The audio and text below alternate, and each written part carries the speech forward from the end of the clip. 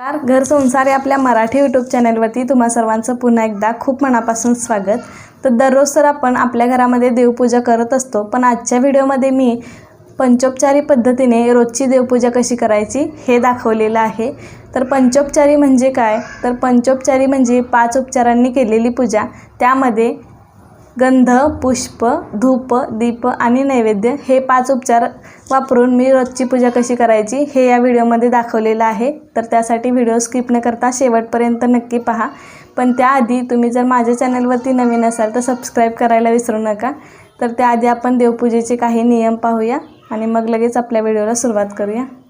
तर पंचोपचारी म्हणजे विशेष किंवा अवघड असं काहीही नाही आहे। पूजा शक्यतो सकाळी होईल तितक्या लवकर करावी। पूजा करताना आपण सर्वात पहिल्यांदा अंघोळ तर करतोच, म्हणजे स्वच्छ अंघोळ करून आपल्याला स्वच्छ कपडे परिधान करून ही पूजा करायची आहे। काही जण सोवळे नेसतात, तर शक्य असेल तर आवर्जून नेसा, नसेल तर स्वच्छ कपडे घालून आपण ही रोजची देवपूजा करायची आहे। त्याबरोबरच पूजेला बसताना आपलं आसन आहे ते नेहमी देव्हाऱ्याच्या खाली असावं, म्हणजे देवापेक्षा उंच आपलं आसन असू नये, देवाच्या नेहमी खाली असावं।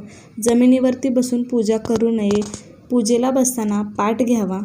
मी आत्ता तुम्हाला काही बेसिक नियम सांगितले असले तरी आत्ता धावपळीच्या जगामध्ये आपल्याला सगळं करणं शक्य नाही आहे। त्यामुळे फक्त पूजा मनोभावे आणि मनापासून करणं गरजेचं आहे। हेच महत्त्वाचं आहे। श्रद्धा ठेवा आणि मन प्रसन्न ठेवा। चला तर मग लगेच पूजेला सुरुवात करूया। पूजा सुरुवात करताना सर्वात पहिल्यांदा देवाला नमस्कार करायचा। आपण स्वतः आपल्याला गंध लावून घ्यायचा आणि देवापाशी तुम्ही समई वगैरे जर लावत असाल तर सर्वात पहिल्यांदा देवासमोर समई लावून घ्यायची। आणि बाकी जी काही आपण आदल्या दिवशी फुले वाहिलेली असतात देवाला, तर ती आता निर्माल्य झालेली आहेत, म्हणजे त्याचा आता काहीही उपयोग नाही आहे। तर ही फुलं आपण एका कागदाच्या पिशवीमध्ये ठेवणार आहोत आणि त्यानंतर ही फुले आपण आपल्या बागेमध्ये किंवा झाडाच्या कुंडीमध्ये वगैरे टाकू शकतो। त्यानंतर सगळे देव म्हणजे देवांच्या मूर्त्या आहेत त्या मी एका तबकामध्ये काढून घेणार आहे। सगळे देवांचे फोटोसुद्धा मी काढून घेणार आहे आणि त्यानंतर देवाची जी जागा आहे, आजूबाजूची जी जागा आहे ती सर्वात पहिल्यांदा स्वच्छ करून घ्यायची आहे। तर मी मूर्त्या तबकात ठेवल्या, फोटोसुद्धा साईडला काढून ठेवले। आता आपण देवघरामधली जी जागा आहे ती सर्व स्वच्छ पुसून घ्यायची आहे। आजूबाजूची सुद्धा जागा स्वच्छ पुसून घ्या। बऱ्याच जणांकडे देवघर असतं, तर तुम्ही तुमचं देवघर स्वच्छ पुसून घ्या। आमच्याकडे नाही आहे, आम्ही असा देव्हारा बनवलेला आहे आणि त्यामध्येच आम्ही देव ठेवतो। त्यानंतर वस्त्र अंथरून घ्यावं। देवासाठी शक्यतो लाल वस्त्र वापरावं। देवासाठी आपण जे वस्त्र वापरतोय ते नेहमी धुतलेलं आणि स्वच्छ सुकलेलं असावं। देवासाठी वस्त्र वापरलेलं असतं, त्याने कधीही देवाची जागा किंवा आजूबाजूची जागा पुसू नये। देवासाठी स्वतंत्र असं स्पेशल छान स्वच्छ वस्त्र असावं। त्यानंतर मी देवी देवतांचे जे फोटो आहे ते पाण्याने धुवून स्वच्छ कापडाने पुसून ते जागच्या जागी ठेवून घेते। सगळ्या देवांना स्नान घालून स्वच्छ पुसून देव आपल्याला जागच्या जागी ठेवायचे आहेत। आता या ज्या मूर्त्या आहेत त्यासुद्धा मी स्वच्छ धुवून म्हणजे स्नान घालून देवांना घेणार आहे। बऱ्याच तुम्हाला जर शक्य असेल तर एका ताटामध्ये सगळे देव ठेवून तुम्ही पहिल्यांदा पळीने पाणी घालून, त्यानंतर दुधाने किंवा शक्य असेल तर पंचामृताने स्नान घालून, पुन्हा कोमट पाण्याने स्नान घालून देव अशा प्रकारे धुवू शकता, स्नान घालू शकता। पण आम्ही नेहमी असेच देवांना स्नान घालतो। तर मी अशा पद्धतीने देवांना स्वच्छ स्नान घालून सगळे देव आहेत ते स्वच्छ कोरडे करून जागच्या जागी ठेवून घेते।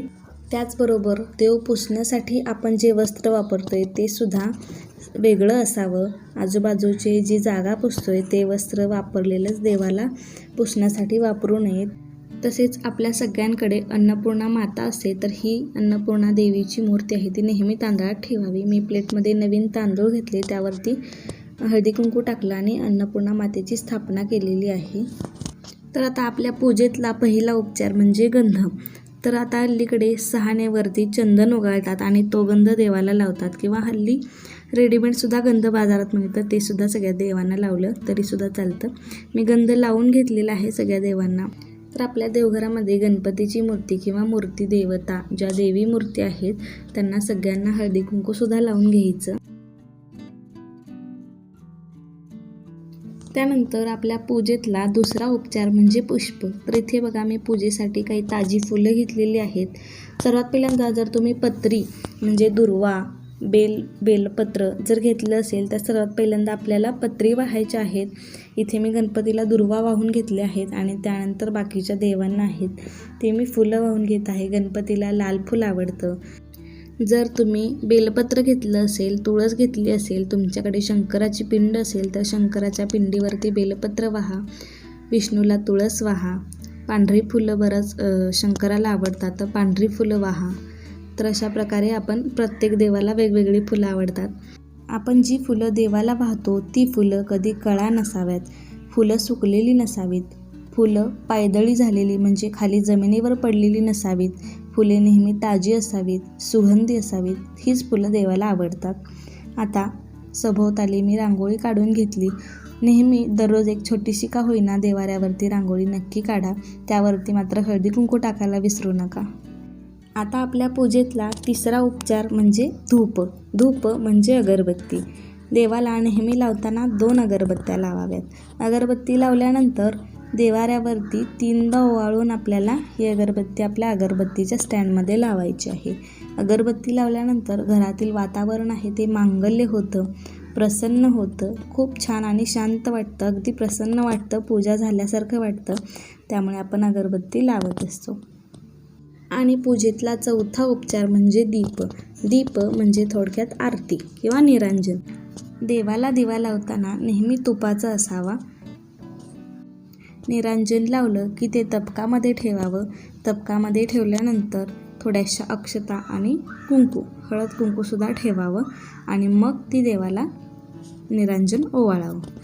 आणि पूजा झाल्यानंतर सगळ्या देवांवरती पुन्हा हळदी कुंकू टाकायचं आहे आणि स्वतःलासुद्धा हळदी कुंकू लावून घ्यायचं आहे. आणि त्यानंतर आपण आता आरती करणार आहोत. थोड्याशा अक्षतासुद्धा वाहायच्या आहेत देवावरती आणि त्यानंतर आरती करायची आहे. आरतीसुद्धा म्हणताना शक्यतो आरती मोठ्याने म्हणावी, अगदी तोंडातल्या तोंडात म्हणू नये आणि टाळ्यासुद्धा मोठ्याने वाजवाव्यात आणि शक्य असेल तर घरातल्या सगळ्या मंडळींनी आरतीला यावं. आणि त्यानंतर आरती ओवाळताना अगदी उंचावरून अशी न ओवाळता दिव्याचा प्रकाश आहे तो देवाच्या तोंडावरती पडला पाहिजे. अशा प्रकारे आरती ओवाळून घ्यायची. त्यानंतर तबकातल्या अक्षता थोड्याशा खाली ठेवायच्या आणि त्यावरती आपल्याला तबक ठेवायचं आहे. तर आपले 4ही उपचार झाले. गंध, पुष्प, धूप, दीप आणि आता 5वा उपचार म्हणजे नैवेद्य. तर इथे मी खडीसाखर घेतलेली आहे नैवेद्यासाठी. नैवेद्य दाखवताना सर्वात पहिल्यांदा पाण्यातने मंडल करून घ्यावं. म्हणजे सुरुवातीचे आपले जे 2 बोटं असतात त्याने मंडल करून घ्यावं आणि त्यावरती नैवेद्याची वाटी ठेवावी. मंडल करताना सुद्धा ते भरीव असावं, म्हणजे कडेने पाणी आणि मध्ये कोरडं नसावं. मंडल नेहमी भरीव असावं. त्यावरती आपण नैवेद्याची वाटी ठेवून त्यावरती आपल्याला पाणी फिरवून घ्यायचं आहे आणि देवाला नमस्कार करायचा आहे.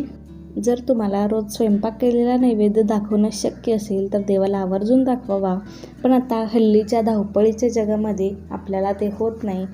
त्यासाठी तुम्ही खडीसाखर, दूधसाखर, फुटाणे किंवा मग पंचामृत, फळे याचा कशाचाही नैवेद्य तुम्ही देवाला दाखवू शकता. देवाला अगदी पंचपक्वानच पाहिजे असं काहीही नसतं. जे तुम्हाला दररोज शक्य होईल तो नैवेद्य तुम्ही दाखवा. जर तुम्ही रोजच्या स्वयंपाकाचा नैवेद्य दाखवणार असाल तर स्वयंपाक होईपर्यंत मात्र तुम्ही खडीसाखरेचा नैवेद्य जरूर दाखवावा. सर्वात शेवटी देवाला मनोभावे नमस्कार करावा. अशा पद्धतीने आपण दररोज पंचोपचारी पद्धतीने पूजा करू शकतो. जर तुम्हाला येत असेल तर स्तोत्र म्हणा, मंत्र म्हणा. या सगळ्या विधीला 15-20 मिनिटे खूप होतात. त्यामुळे अशा प्रकारे आपण दररोज देवाची पंचोपचारी पद्धतीने पूजा नक्कीच करू शकतो. तर आजच्या व्हिडिओमध्ये आज आपण साधी सोपी पंचोपचारी पूजा पद्धत कशी करायची हे पाहिलं. तर आजचा व्हिडिओ तुम्हाला आवडला असेल तर लाईक करा, शेअर करा आणि असेच नवनवीन व्हिडिओज पाहण्यासाठी घरसंसार या चॅनलला सबस्क्राईब करायला विसरू नका. धन्यवाद.